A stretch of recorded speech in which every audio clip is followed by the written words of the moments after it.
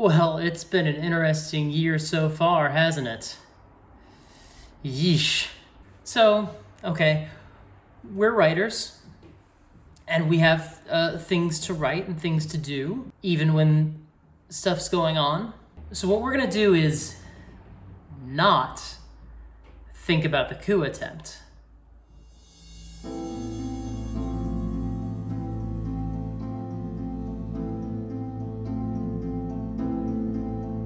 And we're not gonna think about the likelihood of ongoing worse coup attempts in between now and January 20th.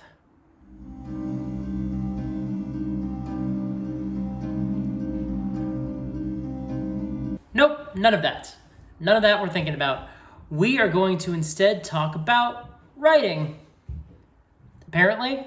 All right, look, none of this is ideal, but we just have to move forward and keep working, I guess, keep doing our thing. All right, let's be real. Things are not great.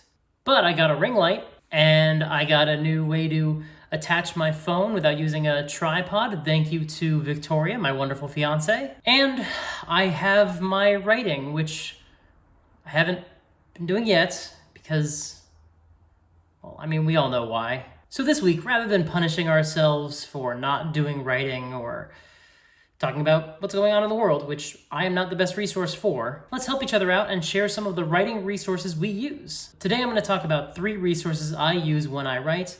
Sometimes I use them every day, but I definitely use them on just about every project. The first thing I'm going to talk about is Scrivener. Scrivener is a writing software, and that's what I use to write. I learned about Scrivener from AuthorTube, and I really like it. I don't use it for outlining anymore. I really prefer having physical cards, and I've talked about that before. But other than that, I pretty much go to Scrivener for just about everything else. It's a really intuitive site, but there's also a lot of other features that you can add on. They don't get in the way, which is really nice, but they can all be expanded upon. You can break down your book as much as you want by scenes, by chapters, and these things are really, really difficult to do with a Word document. It can be done with a Word document, but it's not really what Word is good at. Word is a word processor, and that's fine, you know, it is what it is, but Scrivener is designed for writers of books, essentially, you know, short stories or novels or whatever you may be working on. Scrivener has a template for you. Scrivener has a way to keep track of characters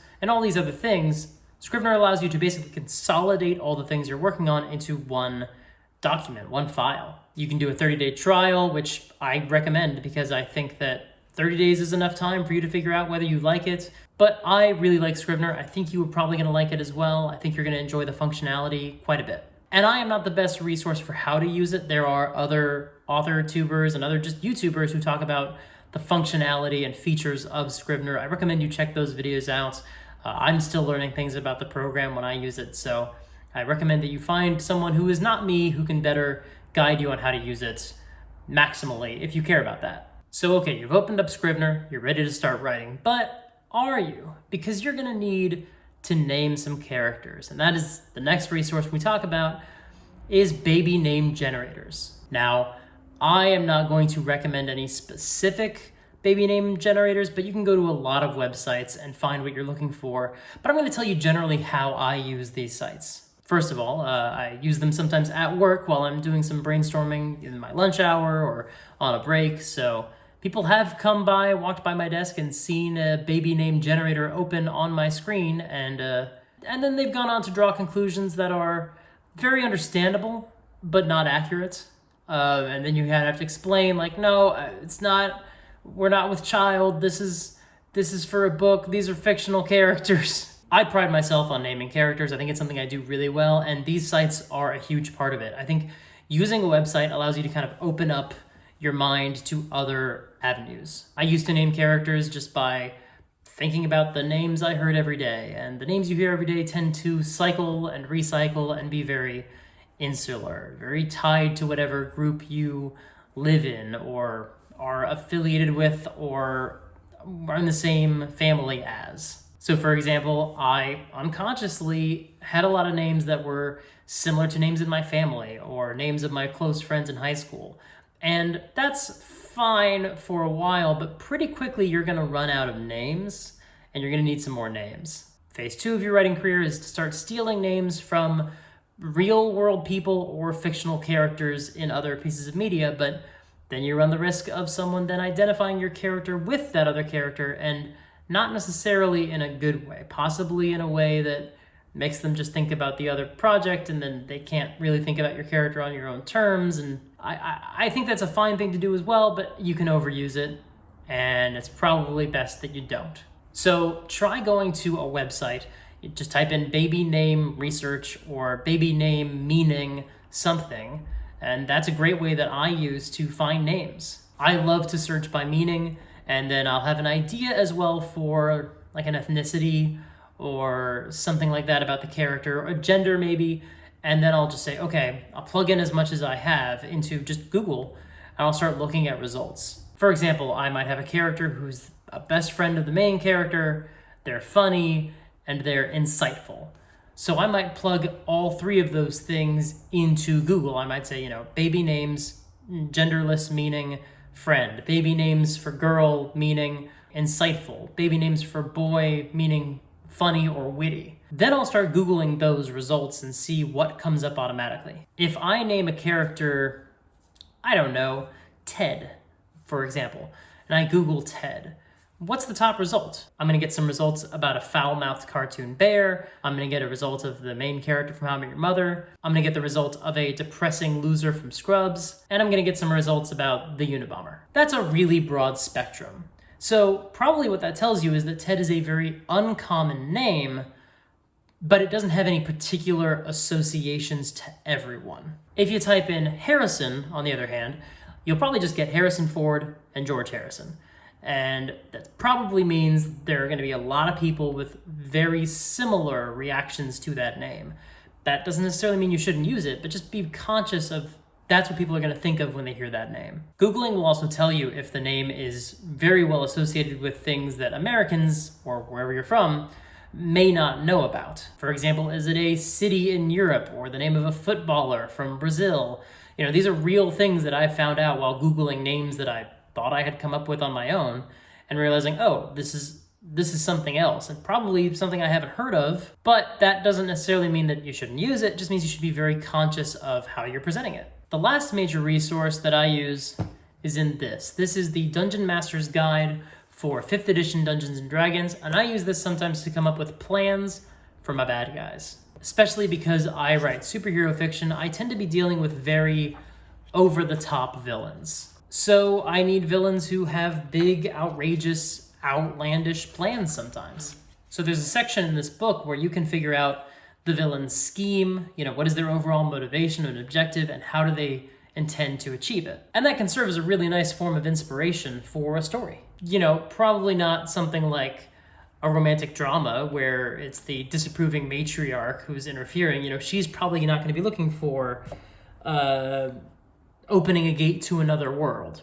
Probably doesn't apply to her. But hey, that applies to the Kingpin from Spider-Verse, so, that could work. Just write Spider-Verse. No, don't do that. That's not the lesson. So for example, if I'm sitting down, if I'm writing something in fantasy or sci-fi or superhero or, whatever you're kind of in that genre element, I might roll a d8 and say that my villain is trying to achieve power. Okay, that's their goal. And then I might roll a d4 and find out they are trying to gain the favor of a ruler. Okay, great. That could mean a lot of things. That could be someone like Littlefinger from Game of Thrones, who is trading in information and trying to make himself essential to whatever government he's a part of. It could also be someone like, Killmonger from Black Panther. His goal is to take power, but the first way he does that, not the first way, but one of the points in his plan is to get into the throne room of T'Challa.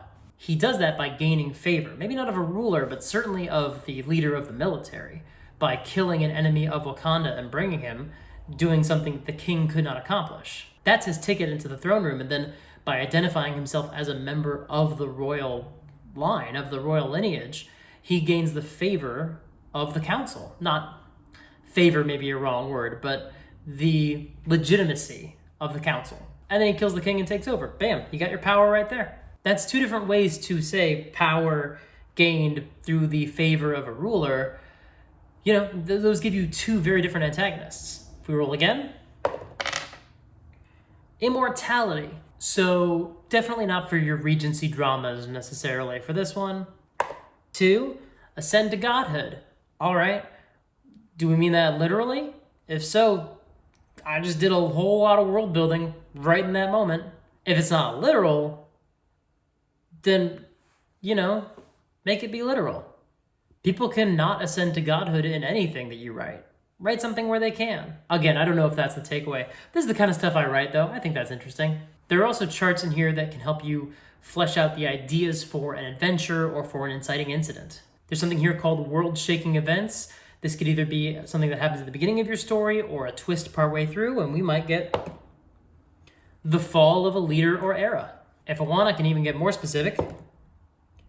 A crime/underworld leader or era. Great. I mean, is that what your whole story is about? Is it a sort of Godfather 3? I think that's what happened in that movie. Sort of story, or Goodfellas, where you're seeing this power structure fall apart? Or is it something where that's what kicks off the story, you know, kind of a beginning of the Dark Knight style thing where all these gangsters have lost so much power and legitimacy that this new force enters and sort of shakes things up. I'm talking about the Joker, and that's kind of underselling what he does in that story. Or is it saying that there's no more crime? Is it a Minority Report situation where crime has been cracked down on?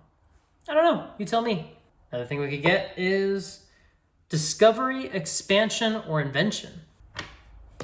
Invention/technology/magic that is helpful and or destructive. I mean, how many stories have we seen that start with some sort of new technology or revelation? First of all, just about every spy story starts that way. Or it could be a sci-fi story. Or it could be something like, I mean, Ghostbusters. Ghostbusters starts with this new technology being introduced, and in the story, it is both helpful, as it allows them to round up ghosts and put them in a vault, and destructive, because A, they're lasers, and they're potentially unstable, and they're always a little bit worried that they're going to explode on their first mission.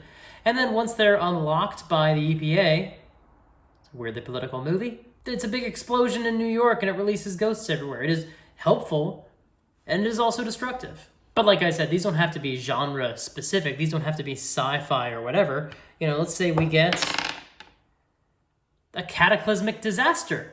That's an entire genre. Volcanic eruption. Come on. You could do a Pompeii story. You could do Volcano. I mean, that movie already exists. You could do Dante's Peak, also it's already a movie. You could do a movie about a volcano or a book about a volcano. It's in the book. Anyway, I use this book a lot when I'm writing for that exact reason. Now, those are just 3 of the resources I use, but what about you? Let us know in the comments below what sort of resources you'd recommend to other aspiring writers. If you like the video, you can hit the thumbs up button. You can also subscribe, because this is not the only video on my channel, nor will it be the last. More videos coming, subscribe for those. Hit the bell and you'll know exactly when the new video comes out. Although I can save you some time, it's usually every Monday at 7 a.m. Please hit the bell anyway, it's nice and I like it. Thank you so much for watching. I love you, Victoria.